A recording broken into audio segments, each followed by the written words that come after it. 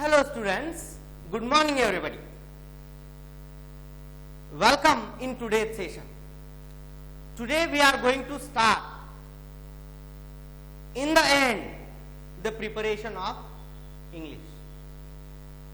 You are the students of 12th standard, maybe 12th science students. अब मैं आपसे एक सवाल करता हूं रिलेटेड टू 10th मार्क्स. आप में से ऐसे कितने बच्चे हैं जिन्हें 10th में 80 प्लस मार्क्स मिले थे इंग्लिश में? Quite good. यस, ऑलमोस्ट सभी बच्चे हैं जो 80 प्लस स्कोर कर चुके हैं, मतलब उनका हिस्ट्री बहुत बढ़िया है. ठीक है, आप में से ऐसे कौन से बच्चे हैं, प्लीज रेज द हैंड्स, जिन्हें 10th में 90 प्लस स्कोर मिला था, मार्क्स मिले थे इंग्लिश में आउट ऑफ 100.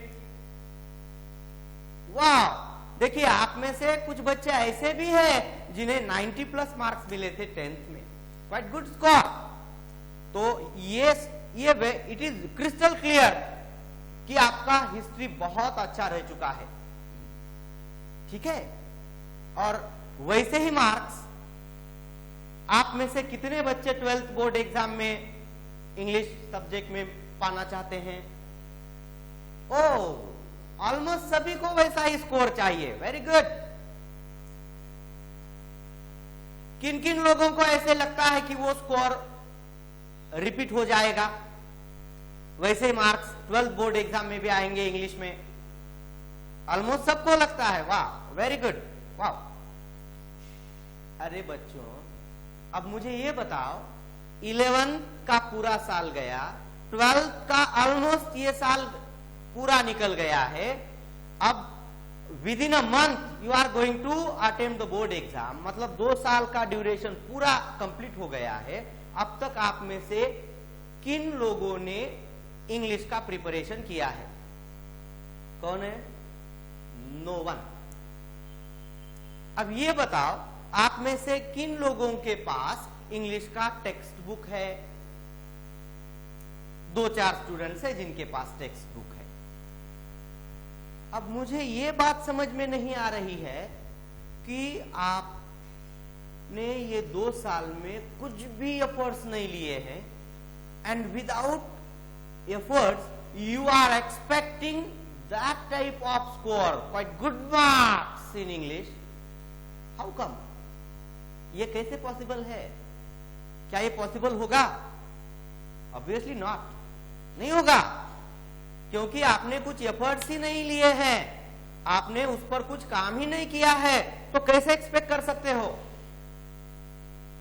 हाँ, आप एटलीस्ट आपसे आगे अगर आप कुछ करने वाले हो, ऑथेंटिक एफर्ट्स लेने वाले हो, तो बात बन सकती है. अब मैं जो बताने जा रहा हूं वो अगर आप इंप्लीमेंट करोगे तो डेफिनेटली आपका हिस्ट्री विल बी रिपीटेड. आपके 12th बोर्ड एग्जाम के इंग्लिश लैंग्वेज के मार्क्स, सब्जेक्ट के मार्क्स वैसे ही आएंगे जैसे आपके 10th में थे, अच्छे आएंगे. अब उसके लिए करना क्या है? सबसे पहली बात, एक टेक्स्ट बुक आपके पास होना जरूरी है, कोर्स बुक. दूसरा, कोई भी स्टडी मटेरियल आपके पास होना चाहिए जिसमें प्रैक्टिस के लिए आपको क्वेश्चंस दिए हो. किसी भी पब्लिकेशन का आप देख लो, उसमें से जिससे आप कंफर्टेबल हो वो परचेस करो. और राइटिंग स्किल्स के लिए कोई नया सिलेबस से रिलेटेड जो भी राइटिंग स्किल कंटेंट देने वाला बुक है वो भी एक ले लो. प्रिपरेशन के लिए कोई नोट्स में नवनीत डाइजेस्ट भी आप देख सकते हो. उसमें those who are Marathi medium students और सेम इंग्लिश स्टूडेंट्स 10th तक के, उन्होंने इंग्लिश मराठी वर्जन डाइजेस्ट का प्रेफर करना है. अब ये स्टडी मटेरियल आज ही कलेक्ट कीजिए, परचेस कीजिए. अब कुछ बच्चे आज करे सो कल, कल करे सो परसों, इतनी भी क्या जल्दी है, कितने पड़े हैं वर्षों, ऐसा सोचकर और एक दिन बाद और एक दिन बाद कल कल कल करते उनकी बोर्ड एग्जाम सामने आ जाएगी. ऐसे नहीं करना है। अच्छे मार्क्स आपको चाहिए, अच्छा स्कोर अगर आपकी मार्कशीट पे आपको देखना है 12th में, तो अवेलेबल टाइम ड्यूरेशन का पूरा इस्तेमाल कीजिए, प्लानिंग करके काम कीजिए, कुछ तो करना ही है। अगर आप नहीं करोगे तो आपका स्कोर, आपके मार्क्स वर्स्ट आने वाले हैं, इतने खराब कि आप परेशान हो जाओगे कि अरे मैं तो ऐसा था, 10th में मेरा परफॉर्मेंस ऐसा था, अब ये 12th में ऐसे कैसे हो गया। वैसे ही होने वाला है अगर अवेलेबल टाइम ड्यूरेशन में आप कुछ काम नहीं करोगे। इतना विविडली मैं आपको इंसिस्टिंगली बता रहा हूं तो आपके समझ में आना चाहिए, it should be crystal clear कि आपको काम करना है। ठीक है बच्चों, तो अब ये स्टडी मटेरियल आपने आज कलेक्ट किया, तो इनमें से आपको करना क्या है? सबसे पहले तो कंटेंट्स देख लीजिए, इंडेक्स देख लीजिए। अब उसमें 4 सेक्शंस आपको मिलेंगे। जो पहले वाला सेक्शन है that is related to prose, दूसरा सेक्शन जो है that is related to poetry, तीसरा third section that is related to writing skills, and the fourth and the last section is related to genre, the novel। देख लेना है। और आपके पास जो भी मटेरियल प्रिपरेशन के लिए है डाइजेस्ट में भी, तो उनमें उसमें से प्रिपरेशन करने के लिए स्टार्ट करना है। जो भी कंटेंट्स आपके कोर्स बुक में है उससे आपको इंट्रोड्यूस होना है, एक बार सब जस्ट ओवरलुक करना है, देखना है।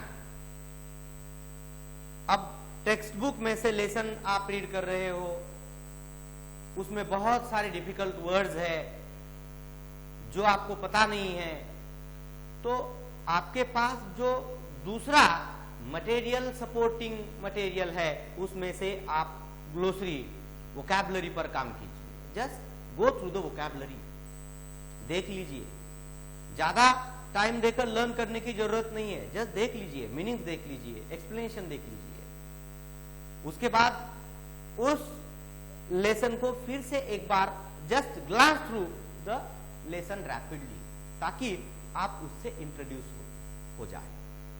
वैसे ही करना है पोएट्री सेक्शन में भी, वैसे ही करना है हर सेक्शन में इंट्रोड्यूस होना है, उनसे हमें परिचित रहना है।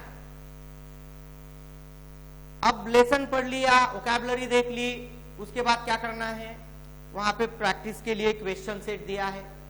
अब ओरली कुछ क्वेश्चन सेट अटेम्प्ट करने हैं। ओरली अटेम्प्ट करना मतलब कैसे? अब लिखने के लिए तो टाइम नहीं है हमारे पास, उतना टाइम आज स्पेंड नहीं कर सकते, है भी नहीं। तो करना क्या है, क्वेश्चन सेट सामने रख दिया, टेक्स्ट बुक में से वो एक्सट्रैक्ट पैसेज वो निकाल दीजिए। अब क्वेश्चंस एक बार गौर से पढ़ लीजिए, उनके मीनिंग्स ध्यान में लेने की कोशिश कीजिए। Try to understand the meaning of questions. उसके बाद करना क्या है, जो टेक्स्ट है, एक्सट्रैक्ट है, वो विथ कॉन्सेंट्रेशन इन डिटेल पढ़ना है। अब पहली रीडिंग में, बोर्ड एग्जाम में भी ये बात ध्यान में रहे, फर्स्ट रीडिंग में डायरेक्टली आंसर लिखना मत स्टार्ट कीजिए। करना क्या है, पहले just go through the text. अब पहली रीडिंग में ऑलमोस्ट आधे क्वेश्चन के आंसर्स आपको पता चलते हैं। हाँ यस, यहाँ पे इसका आंसर है, तो वहां पे स्पीड थोड़ी कम कीजिए। ऐसे करते करते पूरा टेक्स्ट पढ़ लीजिए। अब एक एक क्वेश्चन का आंसर वहां कौन से पार्ट में है, क्या है, ऑलरेडी आपको आइडिया उसके बारे में आ गई है। अब एग्जैक्ट आंसर्स आप दे सकोगे, लिख सकोगे। तो वहां पर जाइए, वहां उसका आंसर है, मे बी कुछ पार्ट आपको फर्स्ट 2 लाइन्स में मिलेगा, कुछ पार्ट मिडिल में मिलेगा, एंड में मिलेगा, तो वो कलेक्ट करके आपको लिखना है। और पहली रीडिंग में अगर आप पहले 2 लाइन पढ़ लिए, हाँ ये आंसर लिख दिया, फिर बाद में पता चला कि उसका लास्ट में भी कुछ लिखना था, तो गड़बड़ हो जाएगी। ठीक है, तो इसलिए ध्यान से विथ कॉन्सेंट्रेशन रीडिंग के बाद ही क्वेश्चन के आंसर्स आपको लिखने हैं। अब प्रैक्टिस में क्या करना है, जस्ट आंसर इसका क्या होना चाहिए, हाँ ये, हाँ वहां पर क्या दिया है ये, अरे गलत हुआ, क्या गलत हुआ, ये गलत हुआ, यस सही है, हाँ ओके चलो आगे। ऐसा करते करते हर लेसन में से maybe from prose maybe from poetry आपको एक दो एक्सट्रैक्ट्स ओरली अटेम्प्ट करने पड़ेंगे, तो एग्जाम में आपकी एक्यूरेसी एंड स्पीड दोनों मेंटेन हो जाएगा, स्पीड भी मेंटेन होनी चाहिए। ठीक है बच्चों, अब ऐसा करते करते आपको जो भी आपके राइटिंग स्किल्स है 11th एंड 10th के 3rd यूनिट में दिया है उसके बारे में, वो सब राइटिंग स्किल के कंटेंट्स आपको देख लेने हैं कि कैसा कंटेंट है, क्या है, वो कैसे लिखना है, स्टार्टिंग कैसे करनी है, मिडल में क्या लिखना है, उसका एप्रोप्रिएट रजिस्टर स्ट्रक्चर कैसे चाहिए, वो देखना है। एक एक वहां पर जो भी राइटिंग स्किल से रिलेटेड जो भी कंटेंट्स वहां पर एक्सप्लेन कर दिए हैं उनमें से एक जस्ट रीड करना है ताकि एग्जाम में आप लिख सकें। वही नहीं आने वाला है लेकिन वैसा आएगा, आपको ये आइडिया तो होनी चाहिए कि इस कंटेंट को एग्जाम में लिखना कैसे है, इसलिए उसमें से प्रिपरेशन कीजिए। एंड आखिरी सेक्शन उसमें का 4th सेक्शन, वो अगर आपने बहुत ही अच्छी तरह से प्रिपेयर किया है तो ही एग्जाम में आप अटेम्प्ट कर सकोगे, क्योंकि उस पर एक्सट्रैक्ट वहां नहीं देने वाले, पैसेज वहां पे नहीं आने वाला है। आपने जो भी पढ़ा है 4 लेसन्स में, 4th यूनिट में जो 4 लेसन्स है रिलेटेड टू नोवेल फिक्शन, उसमें से आपने जो भी पढ़ा है वो आपको ध्यान में रखना है, मेमोराइज करना है, और उस पर आधारित क्वेश्चंस एग्जाम में जो आएंगे वो अपने मन से लिखने हैं, लेकिन that should not be imaginary. वहां जो दिया है उससे रिलेटेड ही आपको पूछा जाने वाला है, मन से आप बहुत कुछ वहां पर डाल नहीं सकते, ऐड नहीं कर सकते। इसीलिए 4th यूनिट का नोवेल से रिलेटेड जो यूनिट है, सेक्शन है, उसका तो प्रिपरेशन जैसे आपने 10th में English as the main subject करके प्रिपरेशन किया करते थे आप, वैसे ही इवन उससे भी ज्यादा टाइम देकर वो 4 लेसन्स रिलेटेड टू नोवेल आपको करने हैं। तो वो 16 मार्क्स का सेक्शन है, वो उन्हीं बच्चों को अटेम्प्ट करना पॉसिबल होगा जो बहुत मन लगाकर उस सेक्शन की पढ़ाई करने वाले हैं। ठीक है, अब ओवरऑल मैंने आपको यह बता दिया है कि आने वाले कुछ दिनों में आपको आपका इंग्लिश का कोर्स बुक, डाइजेस्ट और कोई राइटिंग स्किल का बुक, इन 3 बुक से प्रिपरेशन करना ही है।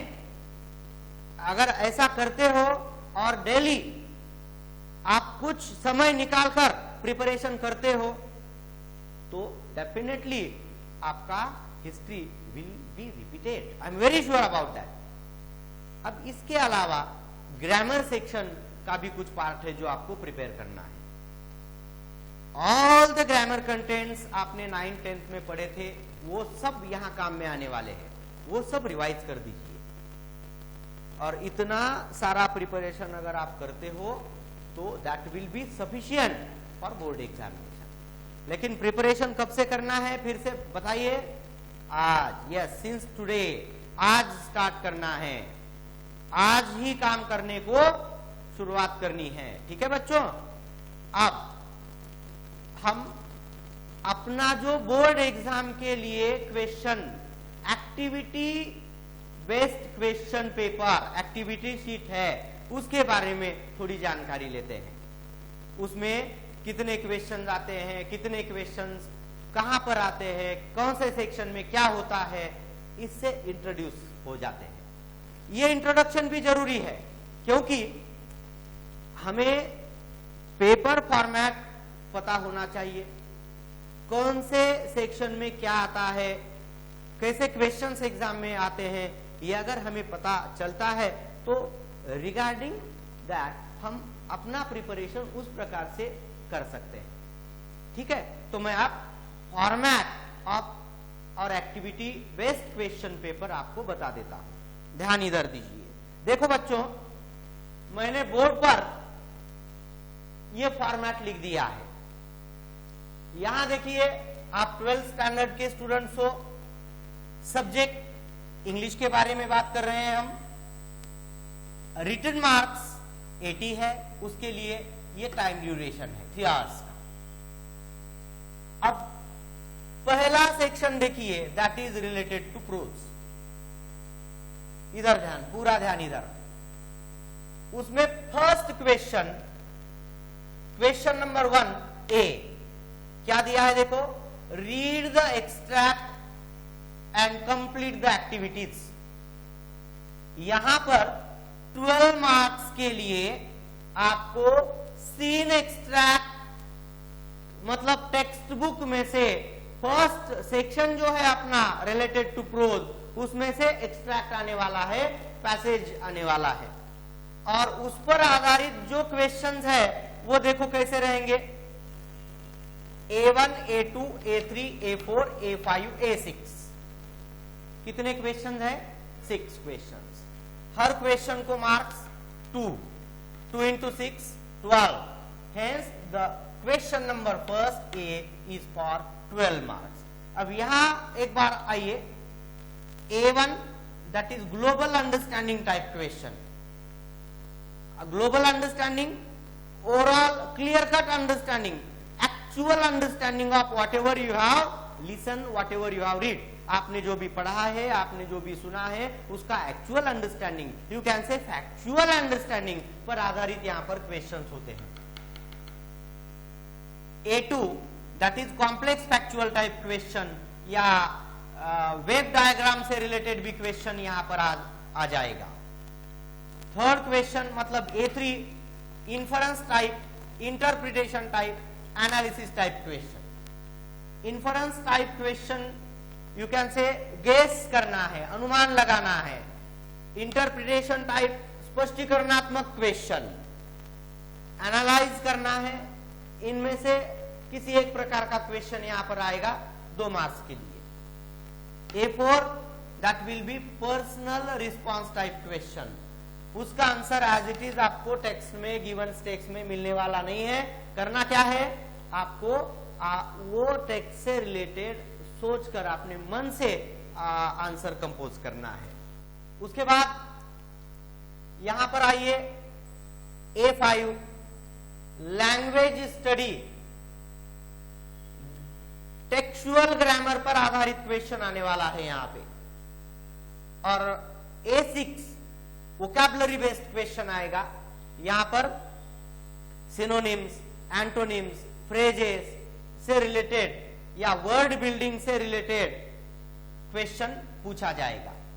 तो ये फॉर्मेट आपको फॉलो करना है प्रिपरेशन करते वक्त। घर में भी आज से लेकर बोर्ड एग्जाम तक मैंने आपको जिस प्रकार से प्रिपरेशन करने के लिए है, तो ऐसे क्वेश्चन सेट लेकर आपको प्रैक्टिस करनी है। प्रैक्टिस करने के लिए बोर्ड एग्जाम ने, मतलब बोर्ड ने जो भी कुछ प्रैक्टिस के लिए क्वेश्चंस दिए हैं वो भी एक बार देख लीजिए। Question number first B, language study that is non textual grammar से रिलेटेड यहां पर क्वेश्चन आने वाले हैं 4 मार्क्स के लिए। क्वेश्चन नंबर सेकंड ए, देखिए यहां पर अनसीन एक्सट्रैक्ट आने वाला है और वो 12 मार्क्स के लिए ही रहेगा। अनसीन मतलब not from course book, course book के बाहर का कोई एक्सट्रैक्ट आएगा, इसीलिए अनसीन।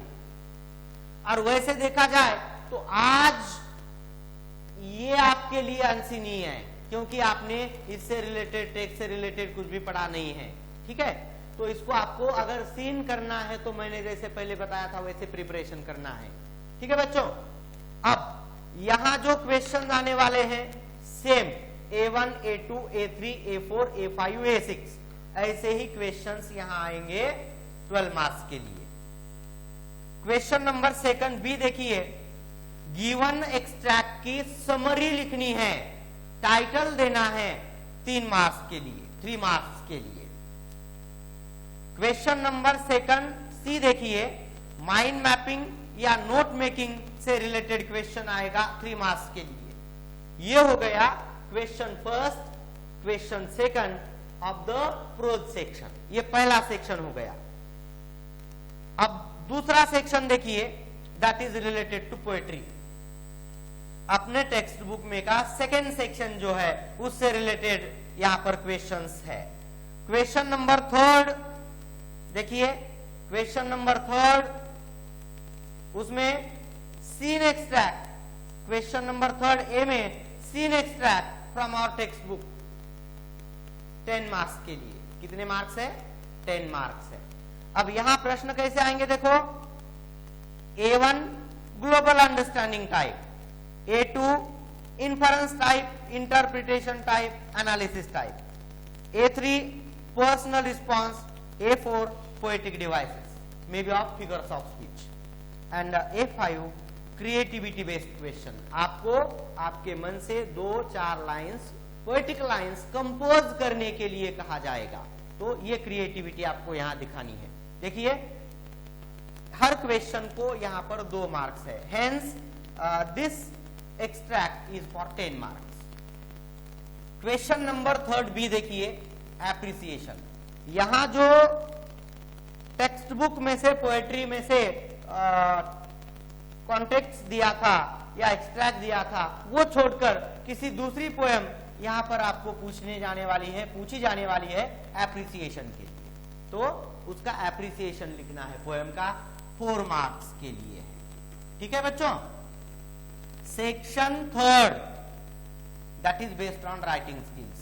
अब यहां पे आपको 11th एंड 12th दोनों स्टैंडर्ड्स में जो थर्ड यूनिट, थर्ड सेक्शन है, उसमें जो भी कंटेंट्स दिए हैं राइटिंग स्किल्स के, वो सब देखने हैं, वो प्रिपेयर करने हैं। आइए इधर, क्वेश्चन नंबर 4A, वहां पे आपको इन तीनों में से एक अटेम्प्ट करना है। वर्चुअल मैसेज तैयार करना है, स्टेटमेंट ऑफ पर्पस तैयार करना है, या group discussion, you can say dialogue writing से रिलेटेड क्वेश्चन अटेम्प्ट करना है। इन तीनों में से किसी भी एक आप यहां पर अटेम्प्ट करने वाले हो। 4 मार्क्स, 4 मार्क्स के लिए है।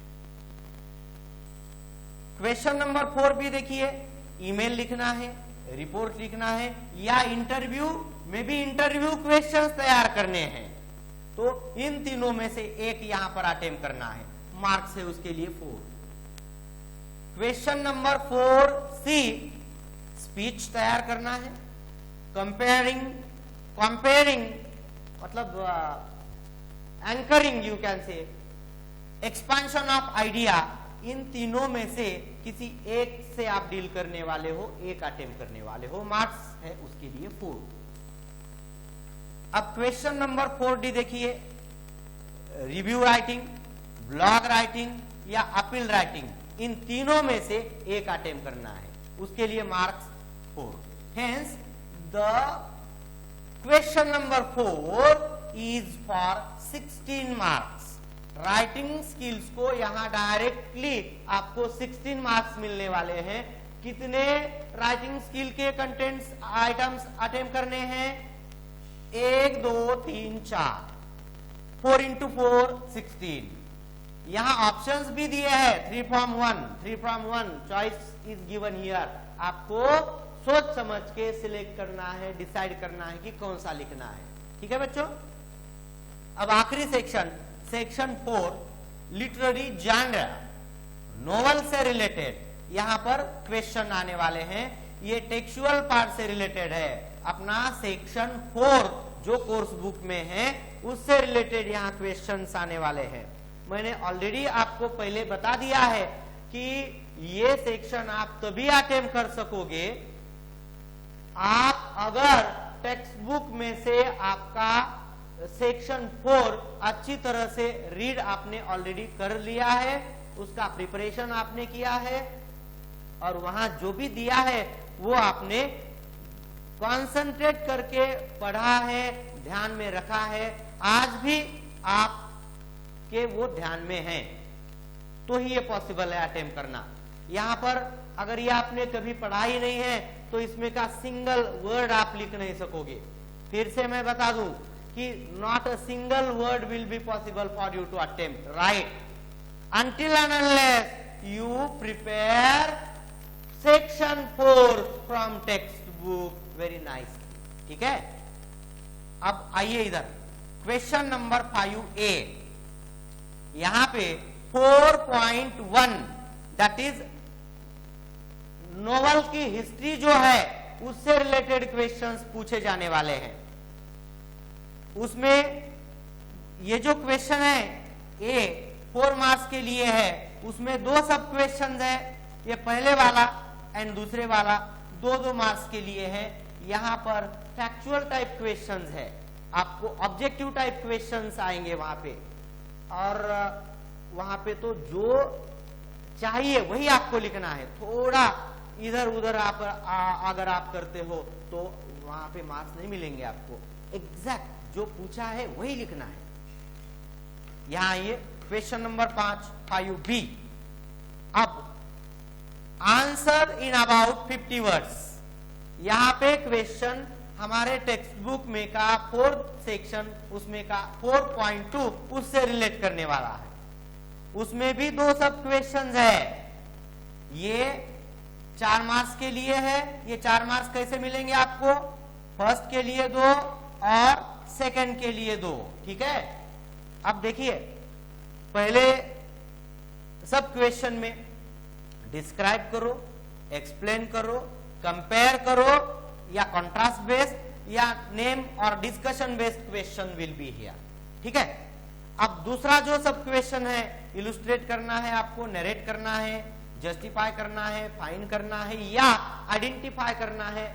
ऐसे बेस पर यहां पर प्रश्न पूछा जाने वाला है 2 मार्क्स के लिए। क्वेश्चन नंबर 5C वैसे ही क्वेश्चन यहां पर पूछे जाने वाले हैं। Answer in about 50 words.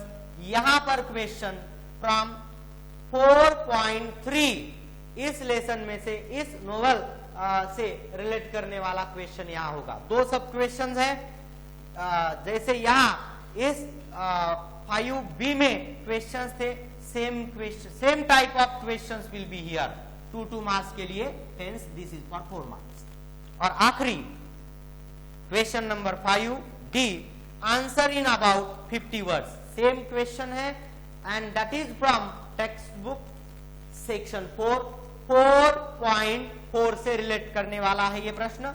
2 सब questions will be here. The first and second both are as in 5B।